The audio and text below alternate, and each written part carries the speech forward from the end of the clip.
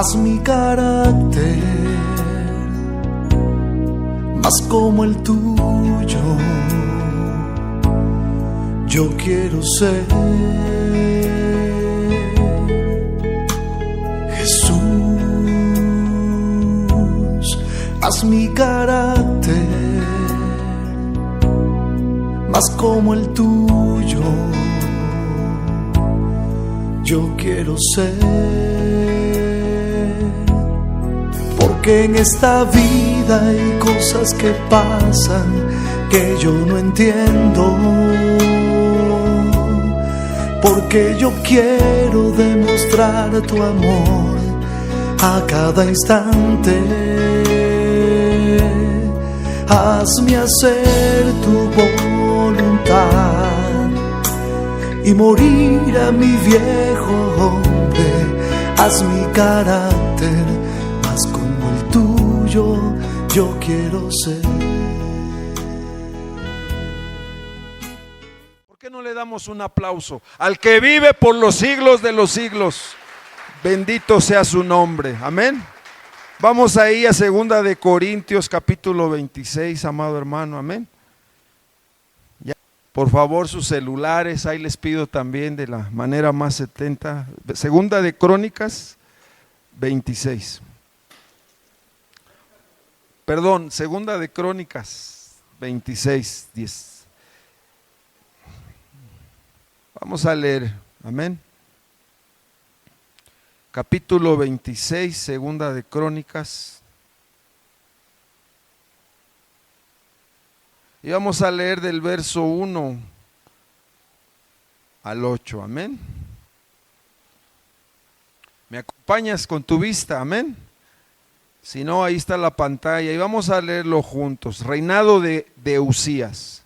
¿Estamos ahí? Entonces todo el pueblo de Judá tomó a Usías, el cual tenía 16 años de edad, y lo pusieron por rey en lugar de Amasías su padre. Usías edificó a Elot y la restituyó a Judá, después de que el rey Amasías durmió con sus padres, cuando su padre murió. De 16 años era Usías cuando comenzó a reinar, y 52 años reinó en Jerusalén. El nombre de su madre fue Jecolías de Jerusalén. E hizo lo recto ante los ojos de Jehová, conforme a todas las cosas que había hecho Amasías su padre. Verso 5. Y persistió en buscar a Dios en los días de Zacarías. Era entendido en visiones de Dios, y en estos días en que buscó a Jehová, él le prosperó. Y salió y peleó contra filisteos, y rompió el muro de Gad, y el muro de Jabnia, y el muro de Asdod, y edificó ciudades en Asdod y en la tierra de los filisteos. Dios le dio ayuda contra los filisteos y contra los árabes que habitaban en Jurbal, y contra los amonitas. Verso 8. Y dieron los amonitas presentes a Usías, y se divulgó su fama hasta la frontera de Egipto, porque se había hecho altamente poderoso. Amén, hermanos. Este es un rey que desde los 16 años, la palabra de Dios enseña, el libro de Crónicas son narraciones de los reyes que fueron en Israel y en Judá. Y habla, ¿no?, de esas generaciones, ¿no?, que había un rey y moría y se levantaba uno de sus hijos. Y Dios ponía a sus hijos, al hijo de aquel rey que había de partir. Pero aquí la palabra de Dios me enseña algo, mi hermano, que el pueblo fue el que puso a quién. A este joven, un joven de 16 años, imagínate, 16 años y de repente tomar una responsabilidad, ¿verdad? Y gobernar un pueblo, una nación grande. Y Y de alguna manera ahí como estábamos leyendo, hubo cosas que narra Crónicas, porque son narraciones, historias de diferentes reyes. Y esta es la historia del rey Usías. Dice que estuvo 52 años gobernando, ¿verdad? En Judá, en los tiempos de Zacarías. Zacarías, ¿quién era en aquel tiempo? Era el rey de Israel. La nación de Israel ya se había dividido, había pasado lo que Dios había hablado. Y ahora pues estamos viendo esta historia y algo que menciona la Escritura es que este hombre hizo lo recto delante de los ojos ¿de quién? De Jehová. Hizo lo recto. ¿Qué significa eso, hermanos? Que no se desvió, que de alguna manera él tenía un contexto. ¿Y cuál era ese contexto? El ejemplo que le dejó su padre Amasías. Y tenía 16 años. Así más o menos los que yo tengo, los jóvenes que están aquí, ¿verdad? En 16 años pues no hemos hecho muchas cosas, ¿verdad?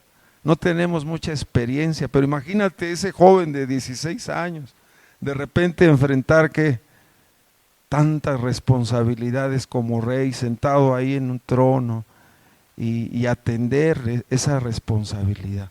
Pero dice la palabra que en medio de esa lucha de este hombre, él empezó a tomar decisiones. Pero dice la Escritura que él hizo algo. Él persistió en buscar al Señor. Sí dice así, ¿no? Él persistió en buscar al Señor. ¿Y qué significa la palabra persistir? Fue diligente. O sea, de repente, imagínate la presión. Es como ustedes, ¿no? En su trabajo, tal vez, en su negocio, de repente, ¿cómo está la presión, hermanos? Hay que pagar cuentas, hay que saldar cuentas, los que tienen un negocio así, ¿no? Pero de repente la presión de entregar cuentas, de pagar sueldos. Imagínate la presión de este joven, y esa presión ¿a dónde lo llevó? Buscar a Dios, a tomar una decisión, a ser constante. De repente buscaba al Señor en un día, pero al otro día ya le esperaba que atender tantos asuntos. Y eso lo llevó a persistir, a ser diligente en buscar a Dios. Y por estar buscando a Dios, ¿qué dice la Escritura que sucedió? Que empezó a recibir visiones. ¿Qué más?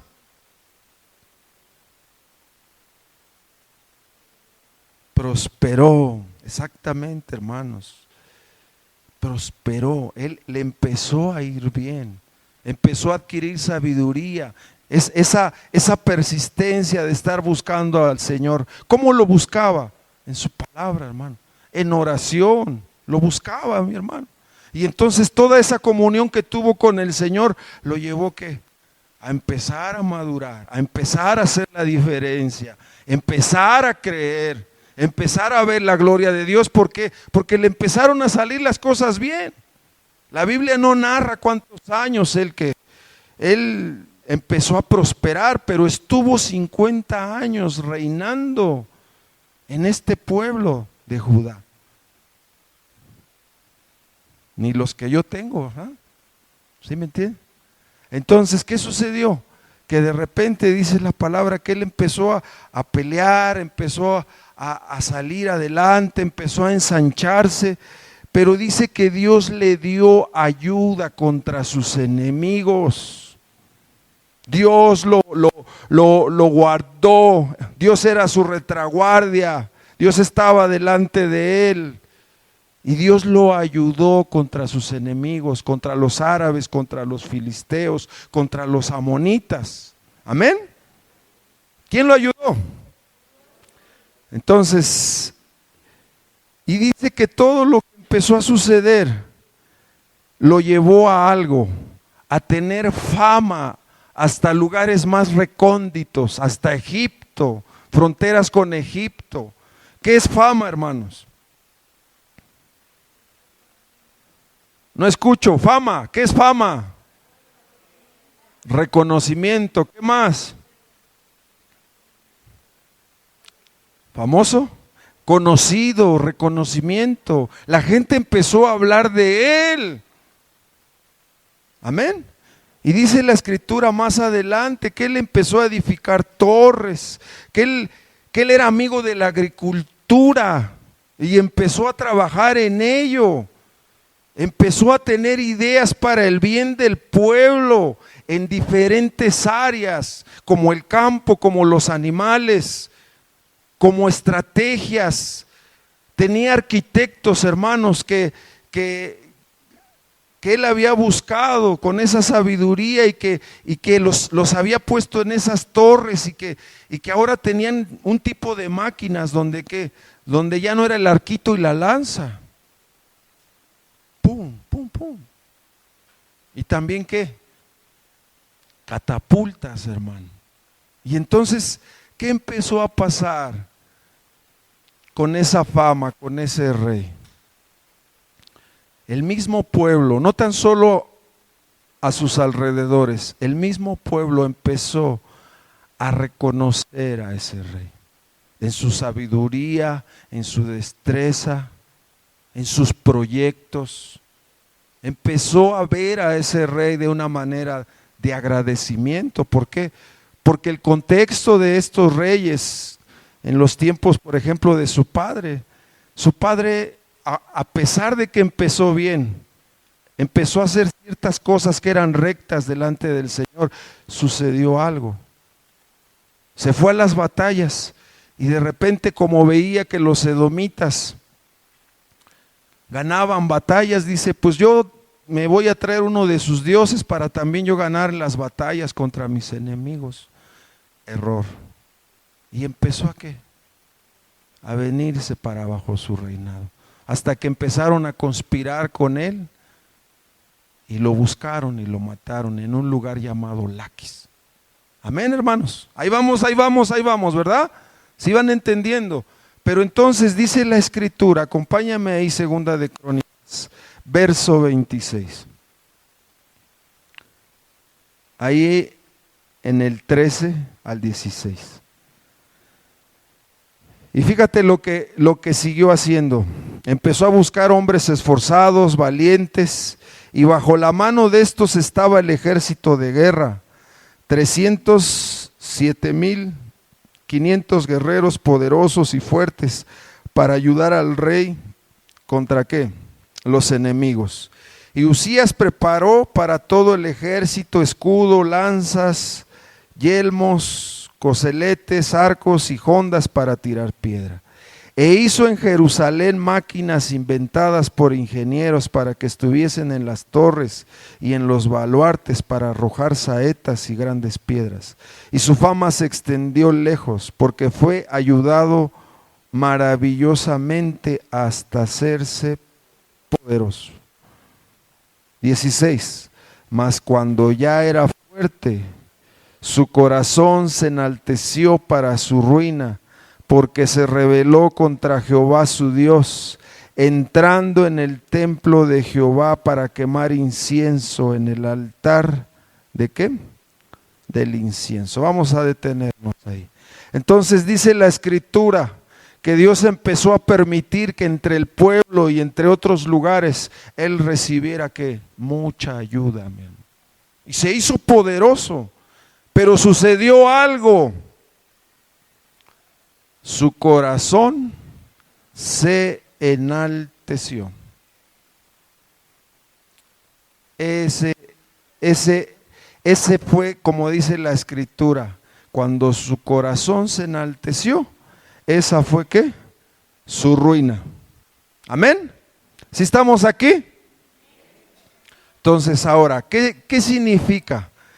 Cuando su poder aumentó en la vida, ya no era un joven, hermano, ya habían pasado años, ya sabía lo que hacía, ya le había gustado que esa posición, sentirse que reconocido, poderoso, pero llegó un tiempo donde ese poder lo volvió arrogante. Se volvió arrogante. Y esa arrogancia, ¿a dónde lo llevó?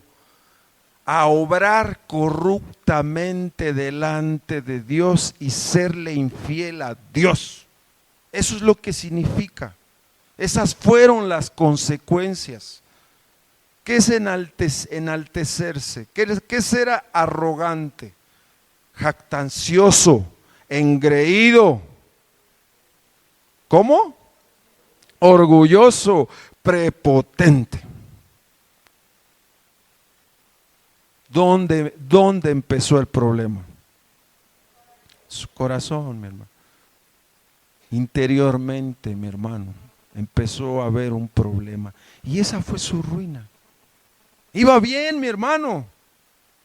Dios lo estaba bendiciendo, Dios lo estaba ayudando, Dios lo estaba librando.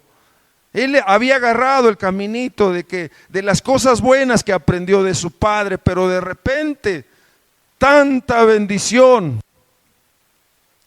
lo hizo orgulloso.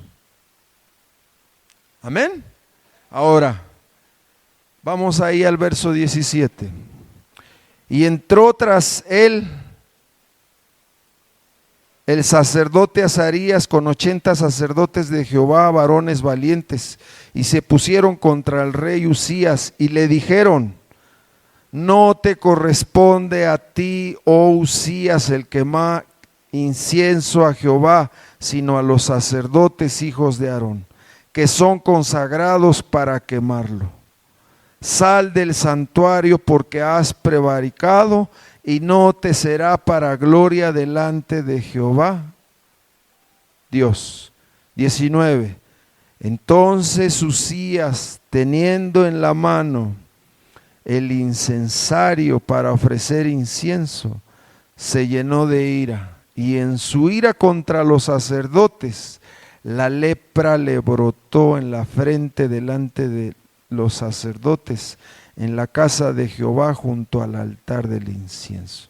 Y le miró el sumo sacerdote y todos los sacerdotes, y he aquí, la lepra estaba en su frente, y le hicieron salir apresuradamente de aquel lugar. Y él también se dio prisa a salir, porque Jehová lo había, ¿qué? Herido. Vamos a detenernos ahí. ¿Cuál fue el problema de ese orgullo? De ese volverse engreído, empezar a jactarse. ¿A dónde lo llevó, mi hermano? A pensar que él podía hacer cosas que no le correspondían a un rey, solo a un sacerdote. ¿Y qué es lo que podía hacer un sacerdote dentro del templo del Señor o dentro del tabernáculo? Eran los únicos que podían entrar al lugar santo y al lugar santísimo. Al lugar santísimo solo entraba el sumo sacerdote. Y los sacerdotes podían entrar y ministrar ahí en el lugar santo. Y afuera en los atrios, los levitas. La tribu que fue escogida por Dios para que sirviera en su casa, en su tabernáculo, en su templo. No un rey.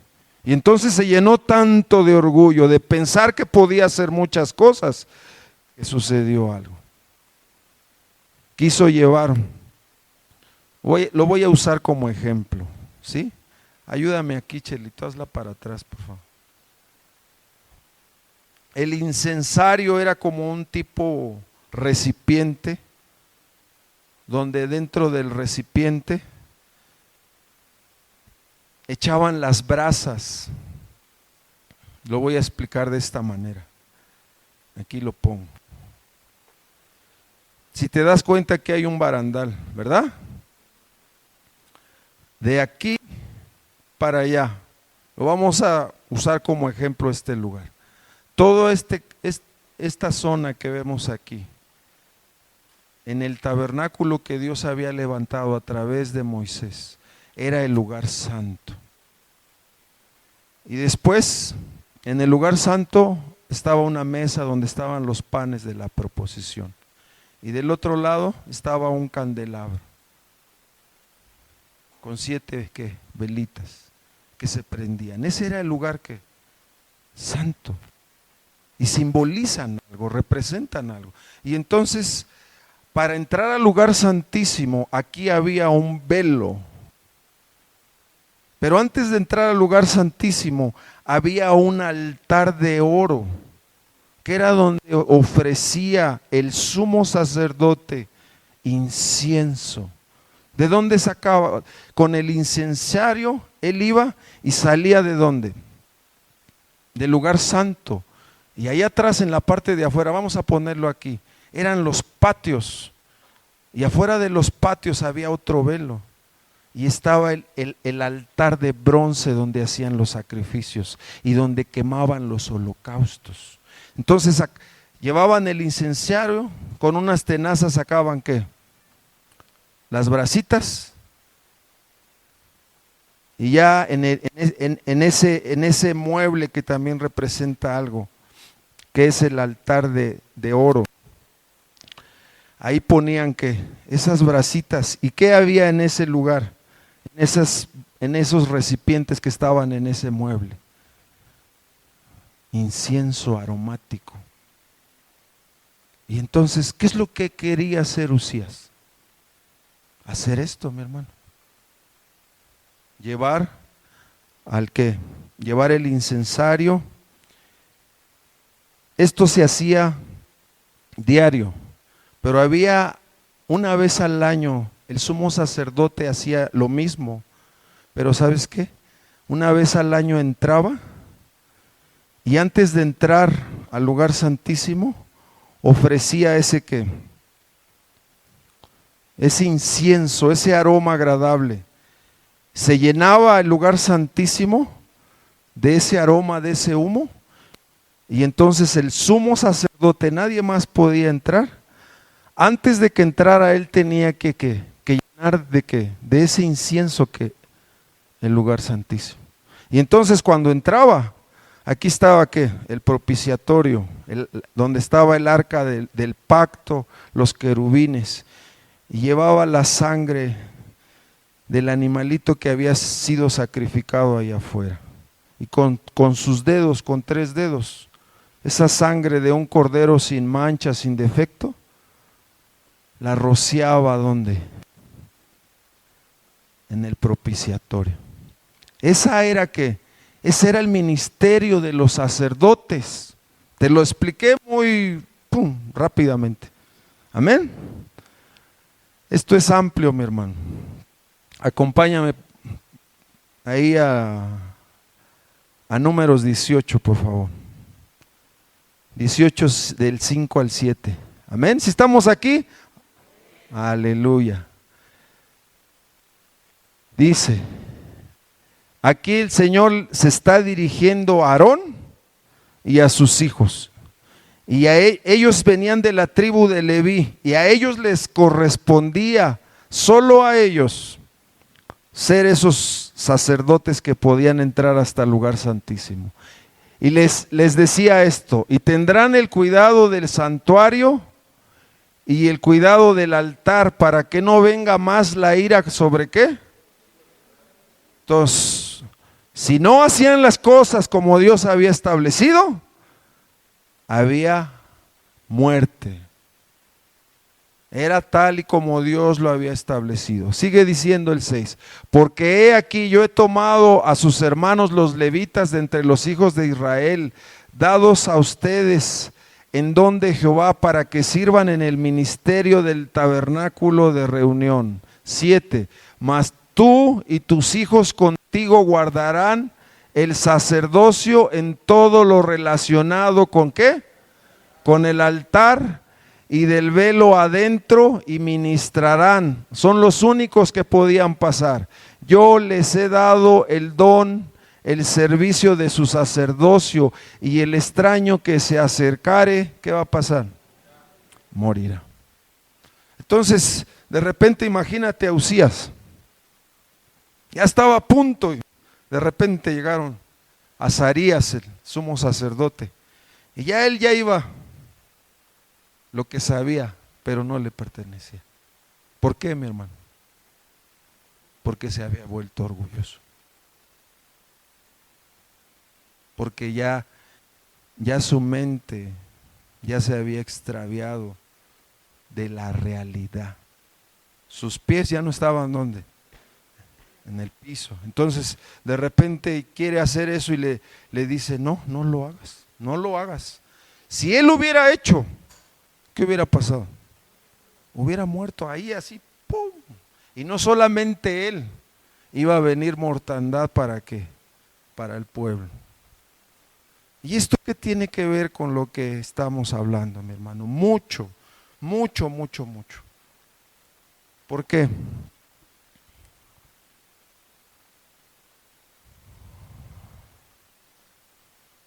Porque muchas veces como pueblo, o como ministros, servidores, como líderes, que nos toca tener el cuidado del santuario, muchas veces no tenemos ese conocimiento y no hay temor en el corazón. Y pensamos que podemos hacer lo que queramos, que podemos... No, mi hermano, aunque tú no lo creas, escucha, hermano. Dios siempre va a velar por sus cosas. Y la Biblia lo enseña, lo enseña. Vamos ahí a Números. Éxodo 30, por favor.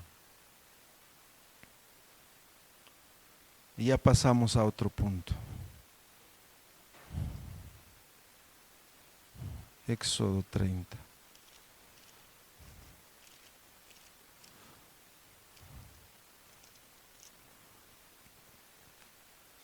Vamos a leer el 37 y 38. De Éxodo. Dice la palabra. Aquí el Señor le está enseñando a Moisés de qué manera tenía que hacer el aceite de la santa unción y de qué manera tenía que hacer ese incienso. Amén. Y dice, como este incienso que harás, no harás otro según su composición. Te será cosa sagrada para Jehová. Cualquiera que hiciere otro como este para olerlo, ¿será qué? Entonces, lo que significa, aquí no entra la piratería. ¿Sí me entiende? Para que lo entiendas, mi hermano. Mira, hermano, este es un tema sumamente importante para mí, pero también para todos los que estamos aquí. ¿Por qué? Porque de alguna manera llegó un momento donde este rey no pensó lo que iba a hacer, ya era más fuerte que su orgullo, no buscó la palabra.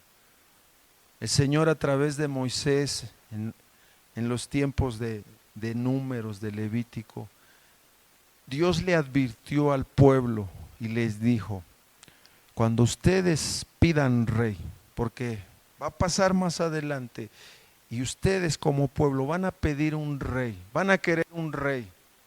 ¿Por qué? Porque van a ver a las demás naciones que tienen rey y ustedes también van a querer un rey. Y no se van a dar cuenta que yo soy su rey.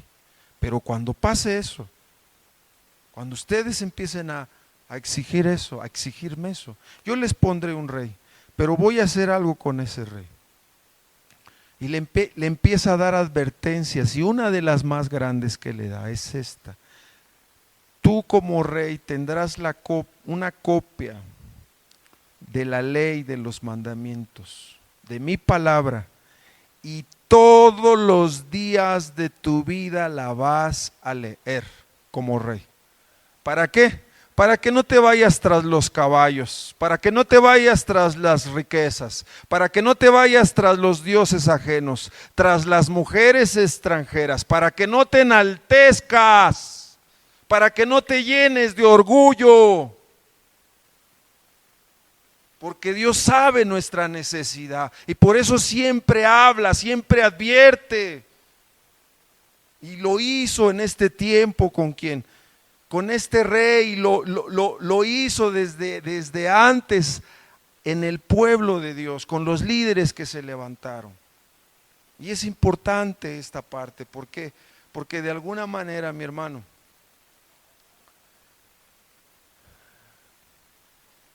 Dios quiere ayudarnos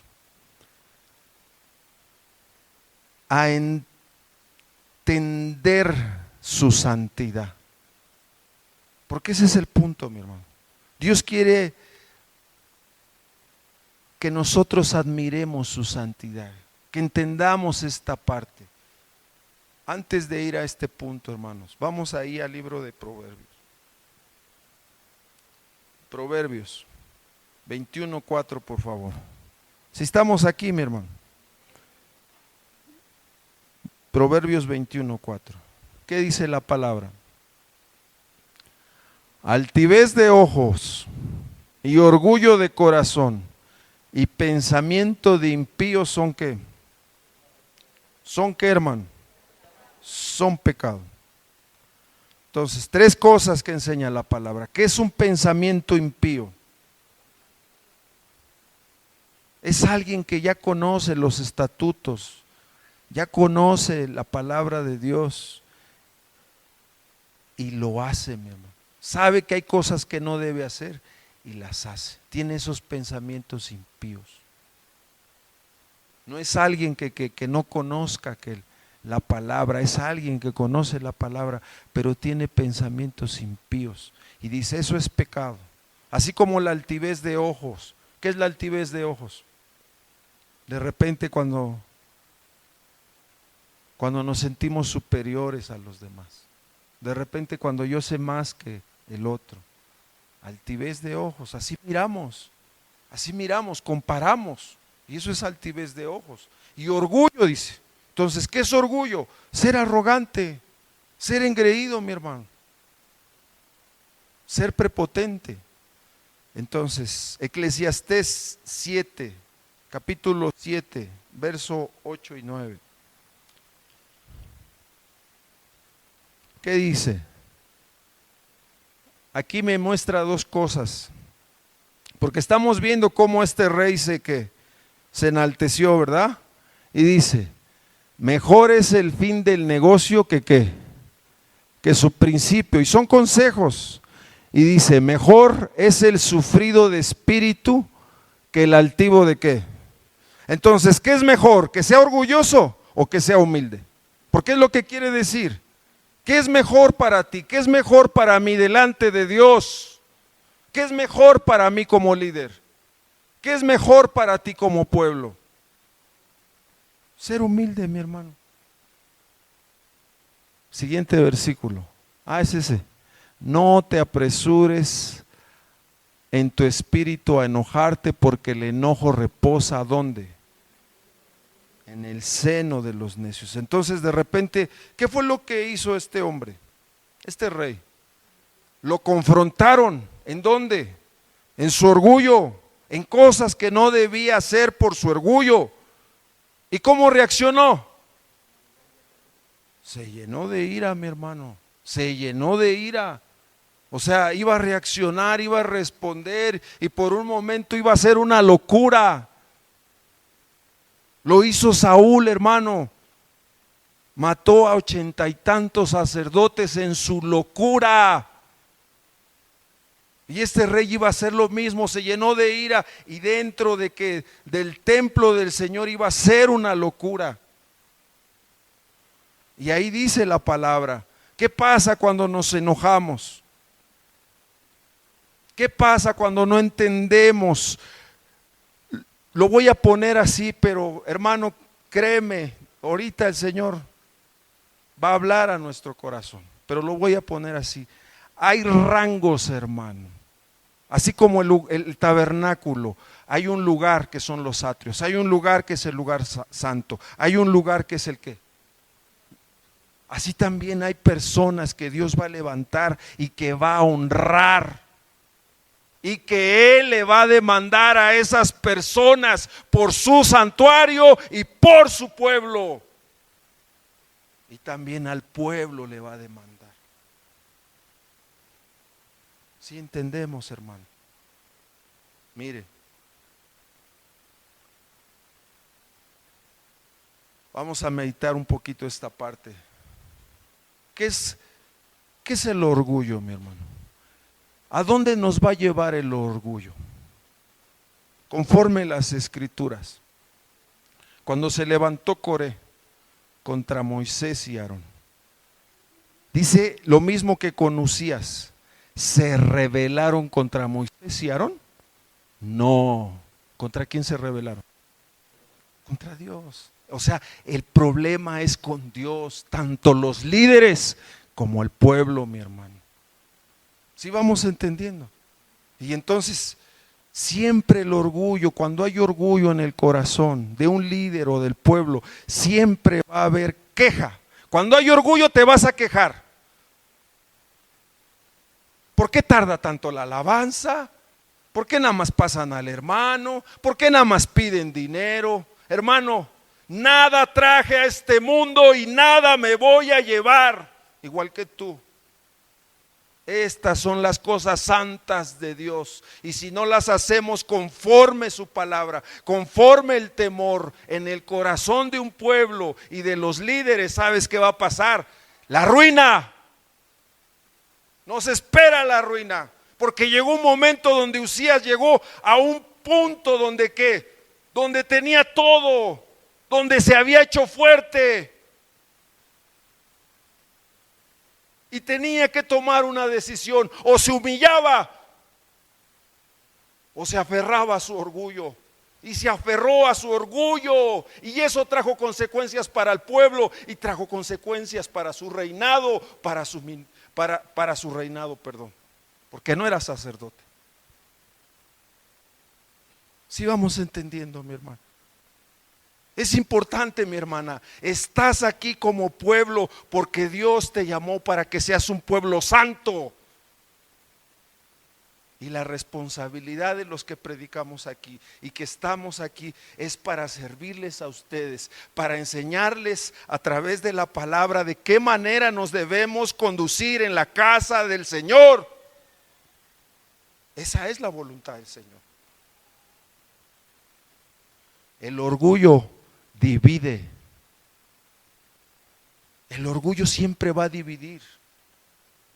Siempre cuando hay orgullo, las iglesias se van a dividir. ¿Por qué? Porque la otra parte no va a ceder. Tal vez por acá entiendas que te debes de humillar y te humillas, pero si la otra parte no cede, ¿qué va a haber? División, hermano. El orgullo no es, lo acabamos de ver, el orgullo es pecado, mi hermano. Porque el orgullo destruye familias, el orgullo ha traído guerras, el orgullo ha negado la palabra de Dios, el orgullo se rebela contra lo que Dios estableció. El orgullo divide. El orgullo, cuando hay orgullo siempre esperamos reconocimiento, porque hay orgullo. Si no me reconocen, me siento mal. Es orgullo, hermano. El orgullo siempre va a tener actitudes. El orgullo va a demandar. Siempre vas a demandar a los demás. Siempre vas a demandar. Y sucede, o no más me pasa a mí con mi esposa.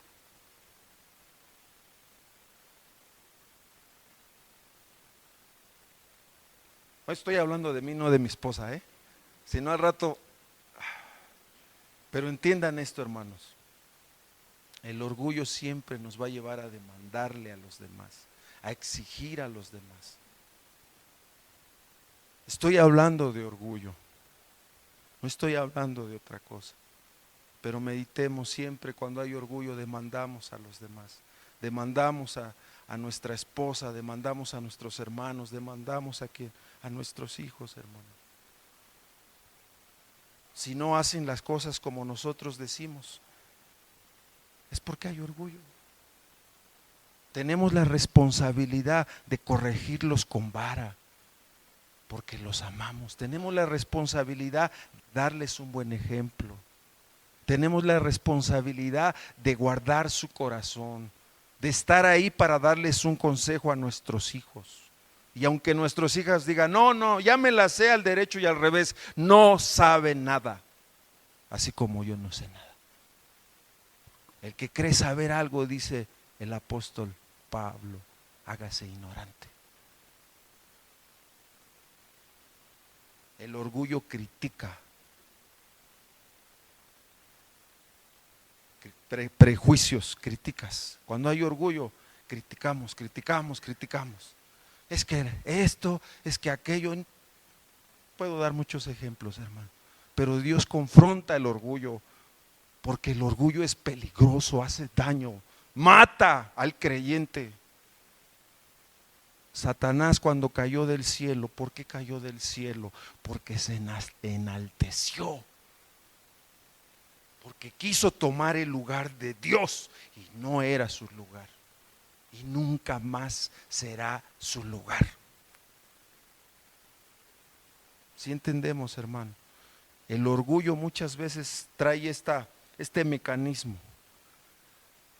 El orgullo se resiente contra otro. Lo voy a explicar al revés. El orgullo se resiente contra el otro, pero no tiene la capacidad de ayudar al otro. O sea, fíjate qué contraste, para que me entiendas. Cuando hay orgullo, mi hermano, no nos gusta que nos digan las cosas. ¿Cómo se puso Usías? ¿Cómo se puso?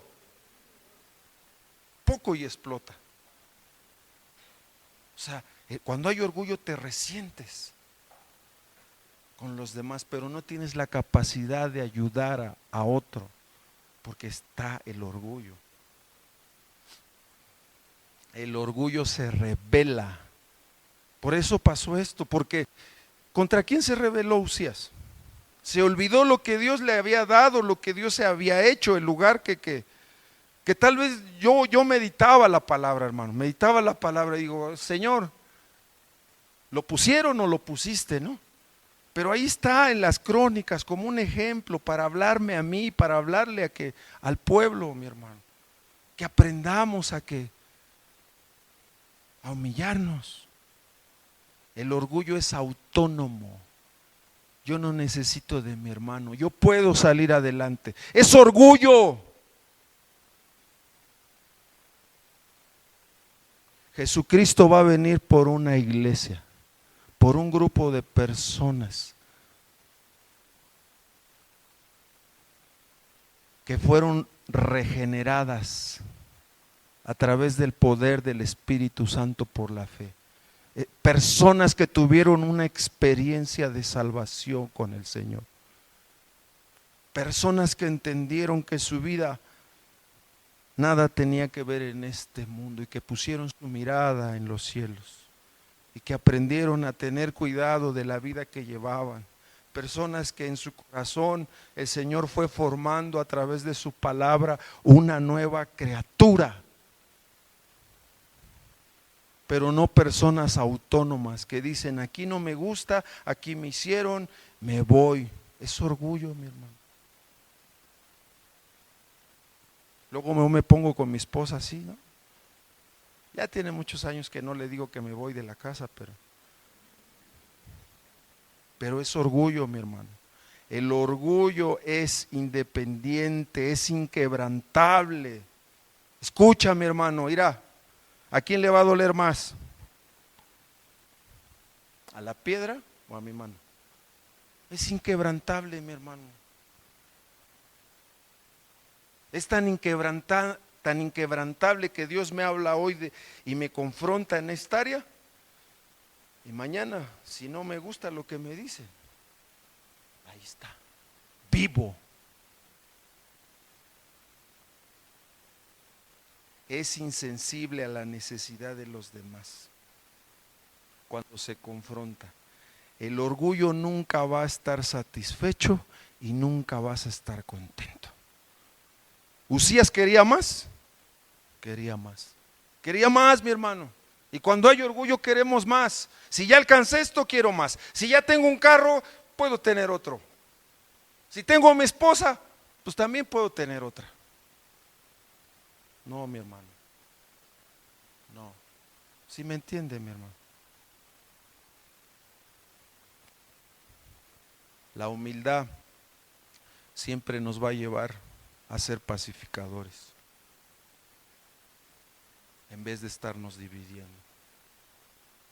La humildad va a hacer algo, va a reconocer el trabajo de los demás. Siempre cuando hay humildad en un hijo de Dios y en una hija de Dios, siempre se va a manifestar en esas actitudes contrarias al orgullo. Y tú vas a reconocer a los jóvenes, vas a reconocer al siervo, a los siervos que están y que el Señor levantó. Cuando hay humildad. La humildad hace que te preocupes por el otro. La humildad se manifiesta cuando el orgullo es sometido. ¿Sí me entiende, mi hermano? Cuando el orgullo es sometido, hay un fruto, la humildad. ¿Por qué? Porque luchamos con Dios. Dios resiste a los soberbios. Dios se va a oponer con los soberbios, dice la Escritura. Es lo mismo. Les va a dar un trato especial para derribar ese orgullo. ¿Lo hizo con quién lo hizo? Con Nabucodonosor. Le avisó el Señor a Nabucodonosor a través de Daniel. No le importó. Y Dios le dijo: todo lo que tú tienes, ese árbol que tú soñaste, frondoso y grande, que daba sombra a muchas naciones, eres tú. Pero ese árbol también lo puedo cortar y hacerlo una bestia que coma hierba para bajarle el orgullo. Hermano, nuestro Dios es un Dios que nos conoce. A Él no lo podemos engañar con palabras. Y mira, vamos a la palabra, amén. ¿Sí? Le damos un aplauso al Señor porque Él habla. Tú hablas, Señor.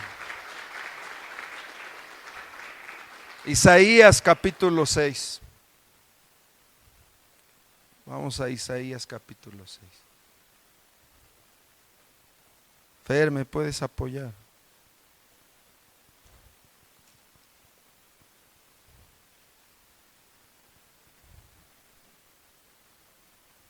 Dice la Escritura, 6:1. Visión y llamamiento de Isaías. En el año que murió el rey Usías, ¿sí estamos ahí? Está hablando Isaías, está narrando esta experiencia Isaías. ¿En qué tiempo fue? En la muerte de un rey que terminó con un trágico final. Y dice: vi yo al Señor sentado sobre un trono, le fue revelado, alto y sublime, y sus faldas llenaban el templo. Por encima de todo eso que yo vi, había serafines ahí. Tenían 6 alas, con 2 cubrían sus rostros y con 2 sus pies, y con 2 volaban. Y esos serafines daban voces diciendo: Santo, Santo, Santo, Jehová de los ejércitos, toda la tierra está llena de su gloria. Y los quiciales de las puertas se estremecieron con la voz del que clamaba, y la casa se llenó de humo. Entonces dije, fíjense, en esa visión, en esa gloria que Isaías se le estaba permitiendo ver.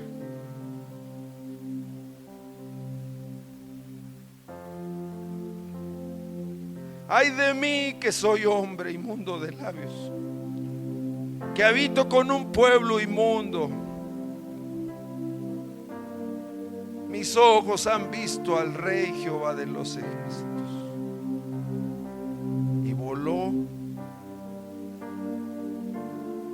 hacia mí uno de los serafines, teniendo en su mano un carbón encendido, tomado del altar con unas tenazas,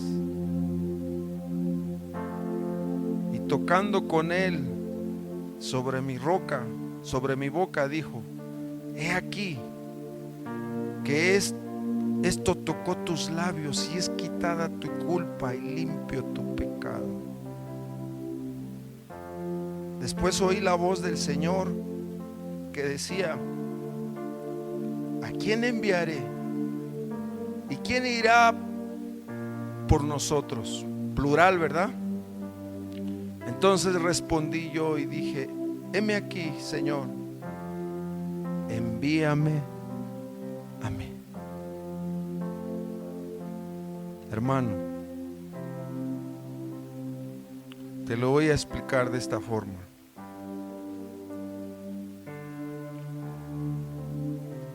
Tenía como 2 meses que había tenido esa experiencia tan hermosa en un reclusorio con el Señor. Y el amor de Dios me quitó la culpa que tenía, la pesada carga que traía en mi conciencia por todo lo que había vivido y lo que había hecho. Me acuerdo que una tarde, porque era tarde,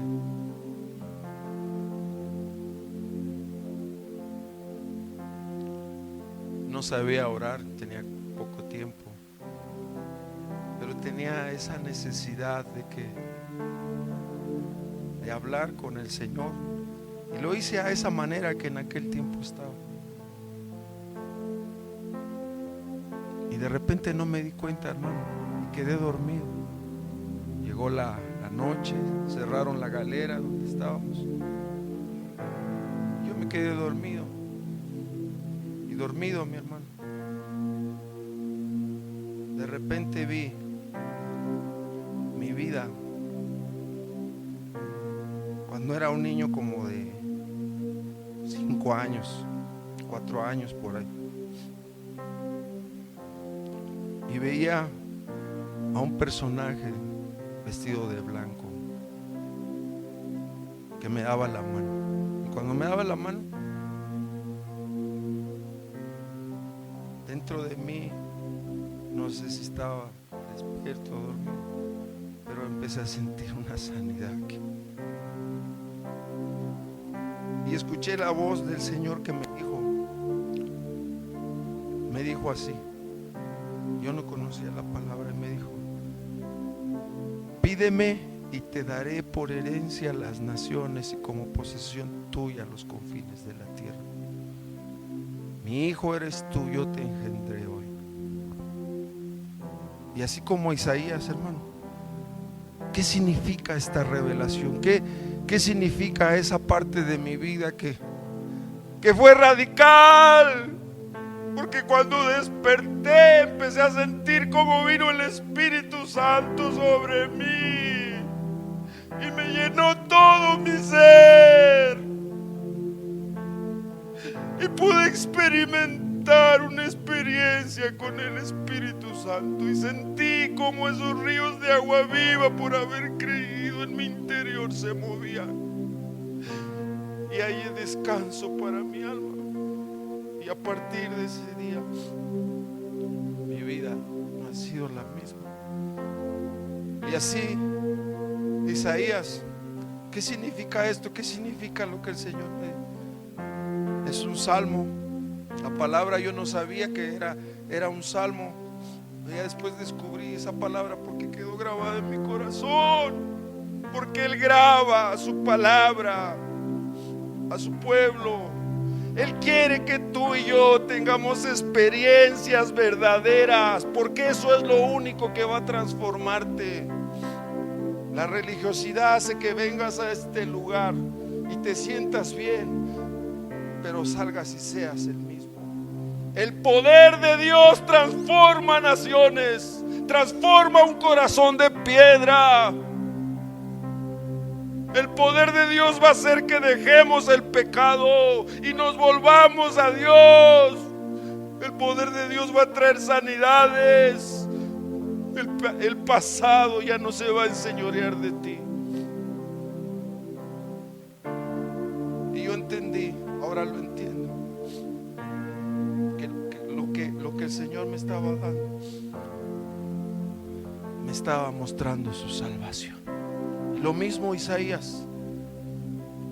O sea, de repente dices: estoy muerto, voy a morir porque vi aquí al Señor.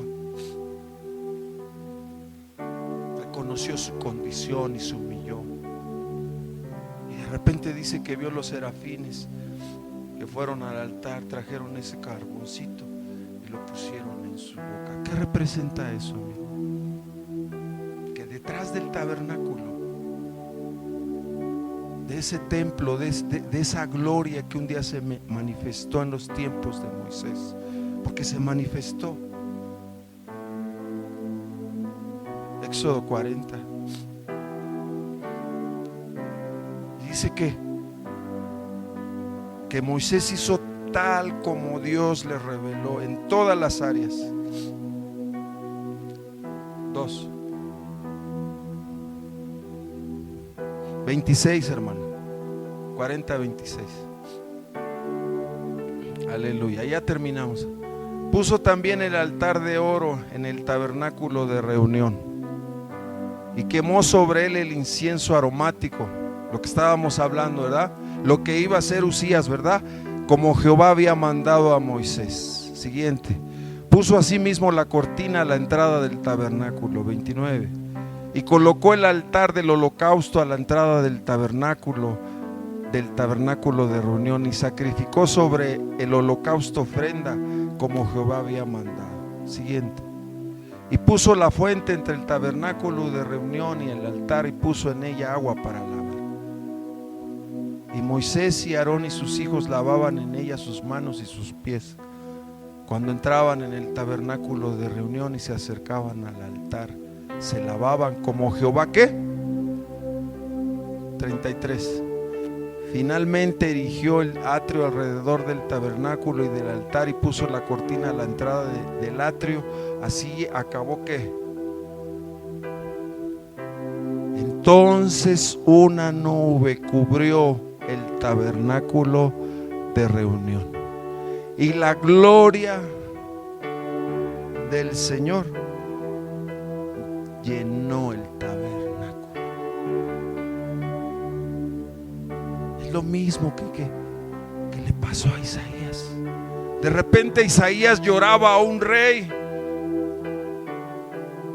que durante 52 años estuvo ahí haciendo las cosas, haciendo prosperar al pueblo. Pero Dios quería mostrarle a Isaías que el verdadero rey es el Señor. ¿Sí me entienden, mi hermano? Ese rey que se puso una corona de espinas, ese rey que se humilló hasta la muerte y muerte de cruz, ese rey que vino a los suyos y los suyos, así como le dijo a Isaías, no escucharon, no entendieron, no lo reconocieron, fue despreciado y desechado. Y ahí está, dice, la gloria se llenó. Fíjese, hermano, Dios es santo, santo, santo. Dios tiene muchas virtudes, la Trinidad, porque aquí Isaías, ¿qué vio? ¿Qué le fue revelada? ¿Qué gloria vio? La Trinidad, mi hermano. Por eso escuchó y dijo, ¿quién irá? ¿Quién irá por nosotros? ¿Sí me entiende? ¿Quién irá y llevará un mensaje a mi pueblo, a las naciones? Estemos a cuentas. Y entonces Isaías, mi hermano, le fue revelado eso, pero ¿sabes qué? Le fue revelada la santidad del Señor. Dios es omnipotente. ¿Qué significa? todo lo puede hacer. Lo imposible, Él lo puede hacer. Dios es omnisciente, omnipresente, está en todo lugar, conoce, escudriña nuestro corazón. El que formó el corazón lo conoce. ¿Qué más virtudes tiene Dios? Es sublime, es misericordioso, pero la virtud más hermosa de ese Dios maravilloso que hizo toda la creación es su santidad. La palabra santidad en este contexto viene de una palabra que se pronuncia así, Kodesh, que significa separado, que no hay parecido ni habrá. Único, eso es lo que significa su santidad. Viene de otra palabra parecida que significa Kadosh. ¿Qué significa? Puro, sagrado, santo. Y entonces estas dos características hablan de la existencia de nuestro Dios y de su esencia. Imagínate tú y yo. Había dos hijos de Aarón que de repente, así como Usías, vinieron y quisieron levantar incienso. Sacaron la brasita, la trajeron con el incensario y llegaron aquí. Y dice la palabra que hicieron un fuego extraño. Que ese incienso, que esa ofrenda, ese fuego era un fuego extraño. Y en ese momento, la ira de Dios, la reacción de la santidad de Dios por el pecado, mató a esos dos jóvenes. ¿Entiendes lo que Jesús hizo en la cruz por nosotros? La santidad de Dios tiene que ver con la reacción, la reacción de Dios, y se muestra en su ira. No dice el Señor en varias citas, yo aborrezco. No dice así, abomino. ¿Qué está hablando? La reacción de su santidad. Imagínate de repente nosotros, mi hermano, si no tenemos ese entendimiento,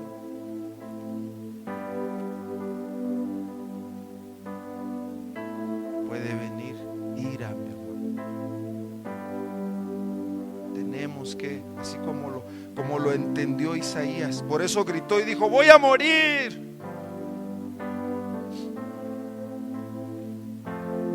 Salmo 96, 9.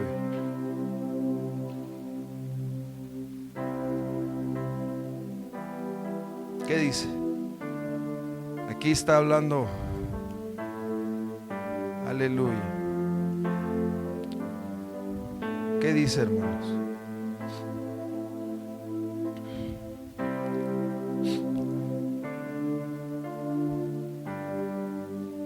¿Cómo? ¿Otra vez?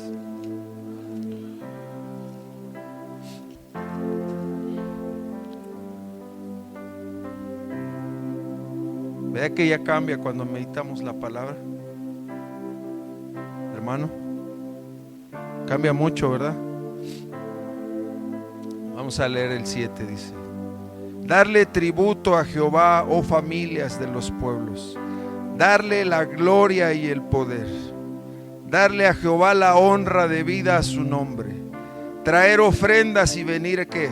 A sus atrios, adorar a Jehová en la hermosura de la santidad, temed delante de él que, mira, él es misericordioso, él es paciente, mi hermano, lento para la ira y amplio en perdonar. Pero hablar de la santidad de Dios no es un juego, mi hermano, porque entonces aquí cambian las cosas. Cuando no hacemos las cosas bien, lo único que va a traer es, así como dice, Él detesta, Él aborrece. Hebreos, termino con este versículo, en serio, y hasta voy a cerrar aquí, que ya me dijeron que les estoy diciendo que termino y no termino. Hebreos 5, 2 versículos nada más. Hebreos 5. Porque todo sumo sacerdote tomado entre los hombres es constituido a favor de los hombres en lo que a Dios se refiere, para que presente ofrendas y sacrificios. ¿Por qué? Para que se muestre paciente con los ignorantes y extraviados, puesto que Él también está rodeado de ¿qué? Y por causa de ella debe ofrecer los pecados tanto por Él mismo como por el pueblo. Fíjese cómo dice el 4: y nadie toma para sí esta honra, sino el que es llamado por Dios, como lo fue ¿quién? Entonces, ¿de quién es esa honra? ¿Quién la da? Tú lo decides. Eso lo da el Señor, hermano. Y dice 5: así Cristo se glorificó a sí mismo, haciéndose sumo sacerdote, sino que Él dijo, así tampoco Cristo se glorificó a sí mismo, haciéndose sumo sacerdote, sino el que le dijo: tú eres mi hijo, yo te engendro hoy. Como también dice en otra escritura: tú eres sacerdote para siempre según el orden de Melquisedec. Y Cristo, en los días de su carne, ofreciendo ruegos y súplicas con gran clamor y lágrimas al que le podía librar de la muerte, fue oído a causa de su reverente sumisión. ¿Qué representa este incienso, este altar? Porque son simbologías, lo que acabamos de leer. Cristo en los días de su carne, ofreciendo ruegos y súplicas con gran clamor en el Getsemaní al que le podía librar de la muerte, fue oído a causa de su temor reverente. Él no podía traspasar ese velo si primero no le decía al Padre: que no sea como yo. Si tú quieres que pase esta copa, que sea como tú. Y así oró, mi hermano, así. ¿Y eso qué representa? Ese incienso. Y cuando se llenó el lugar santísimo de ese incienso, entonces Él entró, abrió un camino nuevo. ¿A dónde? A la presencia de Dios. Porque la presencia de Dios, ¿dónde se manifestaba? La gloria de Dios, ¿dónde se manifestaba? En el lugar santísimo. ¿Qué representa el altar de bronce ahí afuera en los atrios? Su sacrificio en la cruz, su sangre derramada, el fuego de la prueba. Se sujetó al Padre hasta la muerte. ¿Te das cuenta, mi hermano? La obra que el Señor hizo por nosotros. Y mira, es así, es meditar esta parte, así como decir: ¿entiendes lo que acabas de escuchar? ¿Lo crees? Lo hizo por nosotros, hermano. Él entregó su vida por una iglesia hasta la muerte, porque la amó. Y esa persona eres tú, hermana, hermano. ¿Cómo no voy a seguir al Señor